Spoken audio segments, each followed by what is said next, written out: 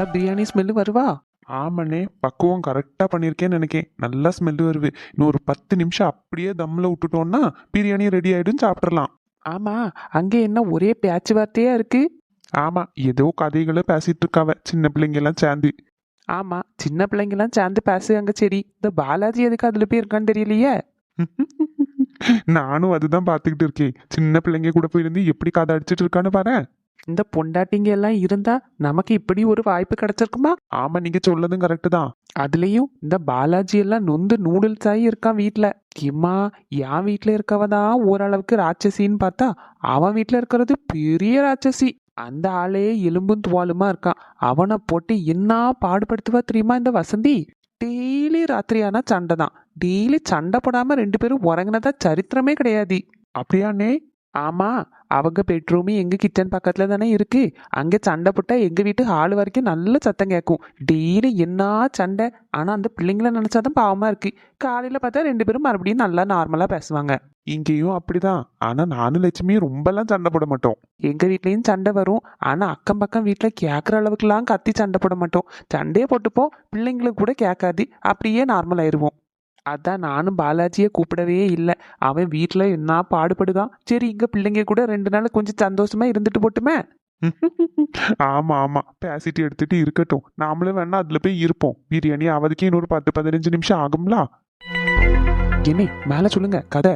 நான் முதலே டிஸ்க்ளைமர் கொடுத்துக்கிட்டேன். மாறி கதையை கேட்டுட்டு எனக்கு நைட்டு தூக்கம் வரல, பயமா இருக்குன்னு எல்லாம் சொல்லக்கூடாது. ஏன்பா தம்பி, கதை ரொம்ப பயங்கரமா இருக்குமோ? ஆமா, கதை ரொம்ப பயங்கரமா இருக்கும். சரி, நீங்க சொல்லுங்க, கதை பயங்கரமா இருக்குமா இல்லையான்றதை நாங்க டிசைட் பண்றோம். எங்க பாட்டி ஊரு எப்படின்னா பெரிய ஊர் தான். ஆனா ஒரு வீடு தான்னா அடுத்த 6 கிலோமீட்டருக்கு தான் அடுத்த வீடு இருக்கும். அந்த மாதிரி தான் இருக்கும். அக்க பக்கத்துல வீடு இருக்குன்னா ரொம்ப ரேர் தான். ஒரு 2 வீடு சொந்தக்கார வீடு அப்படின்னா மட்டும்தான் கிட்ட கிட்ட இருக்கும். மற்றதெல்லாம் 1/2 கிலோமீட்டர் தள்ளி தான் இருக்கும். ஆமா, முந்தி உள்ள கிராமத்துல எல்லாம் அப்படித்தானே இருக்கும் வீடு. எங்க அம்மா வீடு கூட முன்னாடி அப்படிதான் இருந்துச்சு. ஆனா இப்ப அங்க ரோடெல்லாம் போட்டு நல்லா இதாயிட்டு. அந்த கிராமம் இப்ப கூட அப்படியே தான் இருக்கு, ஒரு மாற்றமும் கிடையாது. அப்படி இருக்கும்போது நான் சொன்னோம்ல, எங்க பாட்டி வீடு அங்கே இருக்குன்னு. எங்க பாட்டி வீட்டுல இருந்து கரெக்டா ஒரு 200 மீட்டர் தள்ளி ஒரு வீடு ஒண்ணு இருக்கு. வீடு நல்ல பங்களா மாதிரி சூப்பரா இருக்கும் பாத்துக்க. அந்த காலத்து பங்களா மாதிரி இருக்கும், பழைய காலத்து வீடு. மேல் நோட்டமா பாக்கிறதுக்கு அந்த வீடு நல்ல பெருசா ஜம்முன்னு அங்க உள்ளவங்களுக்குலாம் நல்ல காசு பணத்தோட நல்லா இருக்கிறதா தோணும். ஆனா அந்த வீட்டுல இருக்கிற எல்லாருக்கும் ரொம்ப வறுமை. அதாவது சாப்பாட்டுக்கு கூட வழி இல்லாத மாதிரி ஒரு நிலைமை. நல்லா வாழ்ந்த குடும்பம் தான். திடீர்னு என்னாச்சுன்னு தெரியல, அவங்க கிட்ட இருந்தது எல்லாமே போச்சு. அந்த ஒரு வீடு மட்டும்தான் அவங்க கிட்ட இருந்துச்சு. அம்மா அப்பா அப்புறமா அவங்களுக்கு ஒரு 5 பிள்ளைங்க. அதுல மூத்த 2 பிள்ளைங்க வந்து ஸ்கூலுக்குலாம் போகல. என்ன வறுமை அப்படின்றதுனால படிப்புக்குலாம் அனுப்பல, வேலைக்கு தான் போறவ. மிச்சம் 3 பேரும் ஸ்கூலுக்கு போற மாதிரி இருக்கு. என்ன இந்த கதையை உங்ககிட்ட யார் சொன்னாங்க? நான் ஊருக்கு போனப்ப எங்க பாட்டி தான் சொல்லிட்டு இருந்தாங்க இந்த கதை. ஏ ராமு, இடையில போய் குழப்பி விடாத. நல்ல இன்ட்ரெஸ்டிங்கா கதை போயிட்டு இருக்கு. சாரி மச்சான். அண்ணே நீங்க கண்டிப்பா பண்ணுங்க. கஷ்டத்துலயும் அவங்க எல்லாரும் நல்ல ஒற்றுமையா தான் போயிட்டே இருந்தாங்க. திடீர்னு என்னாச்சுன்னு தெரியல, அந்த வீட்டுல ஒவ்வொரு பிள்ளைங்களுக்கா உடம்பு சரியில்லாம போச்சு. ஃபர்ஸ்ட் கடைசி பையனுக்கு உடம்பு சரியில்லாம போச்சு. ஹாஸ்பிட்டல் கூட்டு போனவ அது இதுன்னு எல்லா வைத்தியமும் பார்த்தாங்க. ஆனா ஒன்னுத்துக்கும் அவன் ரெடி ஆகவே இல்லை. அப்புறமா 2வது பையனுக்கு 3வதுன்னு வரிசையா எல்லாருக்கும் உடம்பு சரியில்லாம போயிட்டு இருந்துச்சு. சரி, ஹாஸ்பிட்டலுக்குலாம் போனா இதுக்கப்புறம் சரிப்பட்டு வராது. ஏன்னா டாக்டராலேயே கண்டுபிடிக்க முடியல அவங்களுக்கு என்னாச்சு அப்படின்ட்டு. அந்த நீ ஒரு பூஜாரியை கூப்பிட்டு வீட்டுல பூஜை புரஸ்காரம்னு ஒன்னொன்னா பண்ணாங்க. ஆனா அதுலயும் ஒரு மாற்றமும் கிடையாது. அண்ணே, அவங்களுக்கு என்னதான் ஆச்சு? அதுதான் தெரியல. என்ன நடந்துச்சுன்னு அவங்க கிட்ட கேட்டா அவங்களுக்கும் தெரியல. எல்லாருக்கும் வரிசையா உடம்பு சரியில்லாம போயிட்டு. பிள்ளைங்களுக்கு என்ன செய்யணும் கேட்டா அது கூட அவங்களுக்கு தெரியாது. ஒரு நாள் என்னாச்சு, கடைசியில ரொம்ப முடியாம போய் எல்லாருமே விஷத்தை குடிச்சு போயிட்டாங்க. ஐயோ, அப்படியா? குழந்தைங்க கூடவா? ஆமா, அவங்க கையில வைத்தியம் பார்க்கறதுக்கும் காசு இல்ல. என்ன பண்ணதுன்னு பார்த்தா அதுவும் தெரியல. குழந்தைங்களால வலியை தாங்க முடியல. எல்லாரும் சாப்பாட்டுல விஷத்தை வச்சு அவங்க எல்லாரும் போய் சேர்ந்துட்டாங்க. ஐய, கேட்கறதுக்கே ரொம்ப கஷ்டமா இருக்க. அப்புறம் வேற என்னாச்சு? ச்சே, இப்படி சின்ன விஷயத்துக்கெல்லாம் போயிட்டு யாராவது தற்கொலை பண்ணிப்பாங்களா? ஆமாண்ணே, கேட்கும்போது எனக்கும் அப்படிதான் இருந்துச்சு. ஆனா அவங்க நிலைமையில இருந்து யோசிச்சு பார்க்கும்போது தான் எவ்வளவு கஷ்டம்னு தெரியும். அந்த ஊர்ல யாருமே அவங்களுக்கு உதவி பண்ணலையா எப்படி? யாருமே பண்ணலையே. ஏன்னா இப்போ உள்ளவங்க மாதிரி அப்ப கிடையாதுல்ல. ஹாஸ்பிட்டல் ஃபெசிலிட்டி, மெடிசன் அப்படி இப்படின்ட்டு ஒண்ணுமே இப்ப இருக்கிற மாதிரி அப்ப இல்ல. அதனால என்ன வியாதி என்ன யாதுன்னு தெரியாம யாரும் அந்த வீட்டு பக்கமே போக மாட்டாவ. ஆமா, நீ சொல்லதும் கரெக்டு தான். அவங்களுக்குலாம் என்ன பண்ணதுன்னே தெரியல. கடைசியில இப்படி ஆயிப்போச்சு. ஊருக்காரங்க யாருமே உதவி பண்ணல. அவங்களுக்கு சொந்தக்காரங்க அப்படி யாரும்? அவங்களுக்கு சொந்தக்காரங்க எல்லாரும் இருந்தாங்க. அவங்க நல்லா இருக்கும்போது எல்லாரும் இருந்தாங்க. நமக்கு கஷ்ட காலம்னு வரும்போது தானே தெரியும் நம்ம கூட யாரு இருக்குவாங்க இருக்க மாட்டாங்க அப்படின்னு. அது நீ சொல்றது கரெக்டு தான். நமக்கு கஷ்ட காலம் வரும்போது தான் நம்ம கூட யாரு உண்மையா இருக்காங்க இல்லைங்கன்னு தெரியும். ஆமா, இந்த காலத்திலேயே அப்படி, அப்ப அந்த காலத்துல சொல்லவும் வேணும். அப்புறம் என்னாச்சுன்னே, இதுக்கப்புறம் தான் கதையே ஆரம்பிச்சு. ஏ முத்து, பிரியாணி ரெடி ஆயிட்டுன்னு நினைக்கேன். பிள்ளைங்கள கூப்பிடுவோமா, சாப்பிடலாம். ஆமா, எனக்கும் நல்ல பசி வந்துட்டு. வேலை பார்த்தோம்ல, பசி நல்லா எடுத்து பார்த்துக்க. ஏ ராம், கார்த்தி, ஆதி எல்லாரும் வாங்க சாப்பிடுவோம். அங்கே ஏதோ நல்ல இன்ட்ரெஸ்டிங்கா கதை போயிட்டு இருக்கு போலயே. ஆமா, அப்ப கொடுத்த டீ கப்பையும் கையில வச்சுட்டு இருக்கத பாரா எல்லாரும். ஏதோ பெரிய பேச்சுவார்த்தை போயிட்டு இருக்கு. சரி, பசங்க எல்லாரும் இருந்து பேசுகாங்க. சரி, இந்த பாலாஜிக்கு என்னாச்சுன்னு தெரியலையே, சின்ன பசங்க கூட போய் இருக்கான். சந்தோஷமா இருந்துட்டு போட்டும். இன்னும் ஒரு 2-3 நாளைக்கு தானே. ஆமா, நீங்க சொல்லுதும் கரெக்டு தான். ஒரு 2-3 நாளைக்கு தானே. டெய்லி இந்த மாதிரி சமையல் பண்ணி சாப்பிட்டா நல்லா தான் இருக்கும். சாப்பிட்டுட்டா போச்சு. இன்னைக்கு உங்க வீட்லயா, நாளைக்கு எல்லாரும் எங்க வீட்டுக்கு வாங்க. எங்க வீட்டு பின்னாடியில ஏதாச்சும் நல்ல சமையலா பண்ணி சாப்பிடலாம். இன்னைக்கு சிக்கன் மட்டன் வச்சாச்சா, நாளைக்கு மீன் வாங்கி வச்சிருவோம். ஆமா, நீ சொல்லுதும் கரெக்டு தான். பிள்ளைங்க வேலையெல்லாம் முடிச்சதுக்கு அப்புறமா வருவோம்.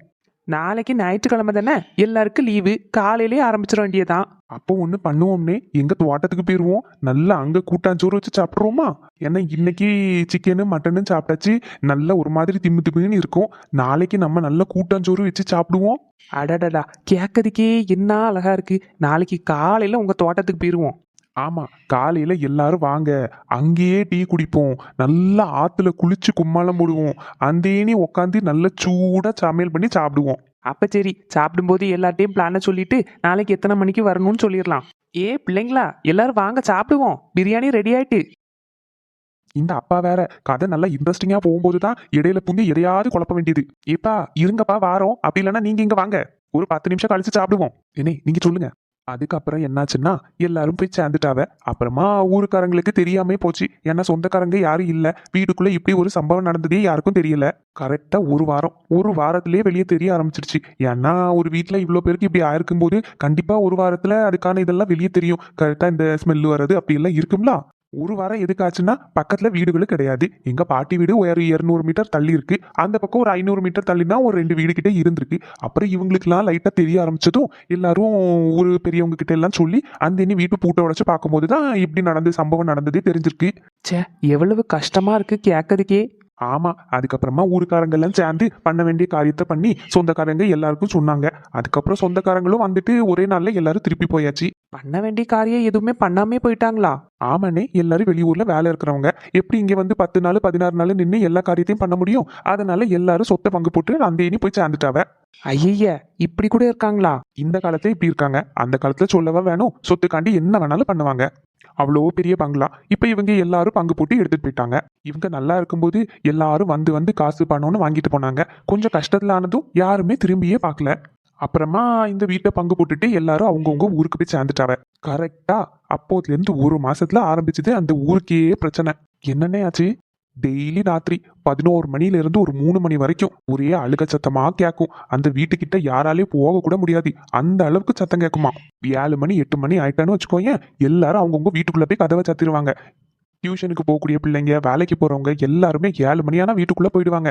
அப்போதுல இருந்து காலையில வரைக்கும் ஏதாவது ஒரு சத்தம், ஏதாவது வீட்டுல ஏதாவது ஒரு பிரச்சனை நடந்துட்டே இருக்கும். உங்க பாட்டி வீட்டுல கூட அப்படி இருக்குமா? ஆமா, இருக்காதா பின்ன. எங்க பாட்டி வீடு தானே இருக்கிறதுலே பக்கத்துல இருக்கு. இந்த கதையை கேட்கும்போது எனக்கு எப்படி இருந்துச்சுன்னு தெரியுமா?